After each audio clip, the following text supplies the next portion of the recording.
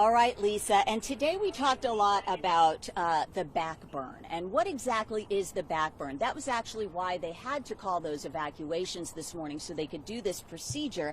It's actually what crews use to try to steal fuel from the fire. Here's how it works. It might sound kind of funny, but firefighters actually set these little mini fires. They create a fire line where things have already been burned under control, so the fire cannot burn any farther, I should say. So I want to show you, Dom, I apologize. If you could follow me over here. Poor Dom Zuna, the photographer who's with us tonight, got no advance notice that I was going to do this. But so there are all these pinions and junipers all up and down the face in the Coronado National Forest. And what they can do to create a black line, which is what they're going to be using throughout the day tomorrow to block off this fire, is if they can controlled burn these kinds of really, I mean, look at this. It's so dry, it just crumbles in my hand. And without the humidity tonight, it's going to become major fuel. Unlike grass, which we have around houses, which actually protects the houses to some degree, some small degree, because it does not burn as easily. But this stuff, this juniper and pinyon that we're known for here in Arizona, it is major fuel for those fires. So they burn this, they call it a black line. The fire won't cross that. So that's kind of how that works. I've been investigating a lot and learning a lot from my co-anchor Dan Maries about how this works. So if you are in one of the pre-evacuation areas, let's talk about how to be ready to go. Keys. First off, people and pets, be sure to have a plan to get yourself and your loved ones out safely. An evacuation center is set up for you at Canyon Del Oro High School, and you can arrange to shelter small pets as well with pack and large animals at the Rito racetrack.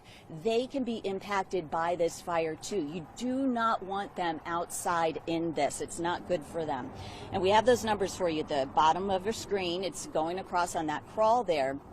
If you have prescriptions, be sure to grab those. That's another P, along with any medical equipment, glasses, hearing aids. Because of the pandemic, it's a good idea to pack face coverings, hand sanitizer, wipes, all of those things we need for the other problems in our lives right now. And you want to take those important papers. That's the third P. Have hard copies printed, save them on a thumb drive, take it with you, insurance papers, contacts, things like that. Next, P for personal needs, clothing, water, food, cash, credit cards, first aid, your phone and charger, which you're really going to need to let everyone know where you are and that you're okay. And lastly, think about the priceless items. Photos, irreplaceable items that you can never get back. Take those with you. The Pima County Sheriff's Department is recommending people sign up for their emergency alert system, and that's just one of the ways that you can always, if you get evacuated. Once you sign up, you will get an alert if evacuations are ordered for your area. You don't want to be waiting for deputies to knock on your door. The information about the system and how to sign up is up on our website. Just look for this story. Now, approximately 850 homes are potentially threatened by this wildfire. That's why we got that FEMA aid in here, and mandatory evacuations are in place for about 200 homes. So we spoke to one family who had to leave their house in the foothills. They just moved here from Colorado about 2 weeks ago, and now they're facing this. They tell us a lot of things are still in their boxes and being unpacked. Grandparents were in town helping with the house and the kids when all of this happened. They said they were able to grab everything and go in about 10 minutes and get out of the house. It's at my house, and there's a lot of helicopters dumping water on fire. Since we just moved, everything was pretty much still kind of packed, so we knew where everything was and could throw it just in suitcases real quick and get out. So, I mean, you take your family, obviously, take your essentials. Now, being from Colorado, they say they are not too concerned about this fire. They're kind of used to this kind of situation, but they weren't exactly sure what they're going to be doing for the night. So we are wishing them and everyone else forced to evacuate the very best of luck. We are thinking of you tonight. The Pima Animal Care Center is opening its doors to board pets for people who can't keep them while they're being evacuated. And we've just seen some of the animals they've already made space for in their kennels. PAC says they can take care of dogs, cats, birds, pocket pets, those little critters. The shelter is working with the Pima County Fairgrounds if more space for bigger animals is needed. So if you have livestock, you can reach out to the Rito racetrack for information on how to keep them safe. Authorities have urged people to stay away from these fire zones. We have seen a lot of people driving a little lower down. Right now we're up on Alvernon here, and just at the base of the Catalinas. There have been a lot of people trying to stop and park and look at the fire, but they really want to make space so crews can do their work.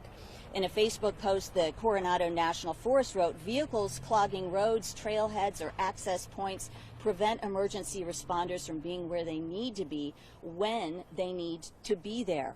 And several trails have also been closed in the area. You may have heard that Catalina State Park is closed.